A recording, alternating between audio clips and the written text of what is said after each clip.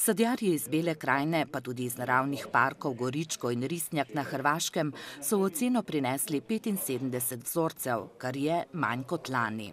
Sokovi so bili dobro ocenjeni, predvsem grozdni sokovi. Pri žganjih tudi, žganja so bila precej dobro ocenjena, nekoliko nižje ocene pri likerjih. So žganja sicer malo slabša kot v letnikih, ker je bilo nekako sadje prezrelo in se praktično fermentacija začela že na drevesu v plodovih in tista prezrelost nekako za žganje ni primerna. Sicer pa belokranjski sadjarji menijo, da je ocenjevanje doseglo svoj namen, saj se je kakovost tako sadnih sokov kot žganj zelo dvignila.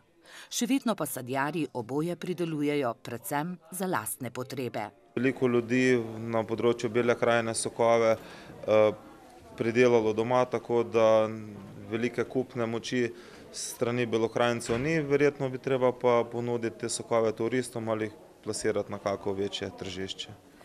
Med sadnimi sokovi, v oceno so jih prejeli le 22, je bil najbolje ocenjen grozdni sok družine Škof iz Dragomlje vasi. Z najvišjo oceno pa je strokovna komisija nagradila žganje in liker Franca Nemaniča iz Gornje Lokvice, ki je prvič podal oceno s svojo Viljamovko in Jägermeister. Odlično so bili ocenjeni tudi mnogi drugi sokovi, žganja in različni likerji. Nekateri med njimi so dali na dobrodelno licitacijo in tako zbrali 505 € za potrebe bodočega belokranjskega dializnega centra.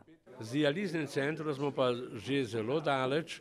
Zdajle smo dobili že soglasje vseh občin za uporabo prostora, kjer bo dializni center, to je nekdanja lekarna v Črnomlju.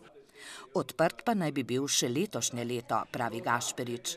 Z licitacijo zbrani denar bodo namenili za dodatno opremo centra.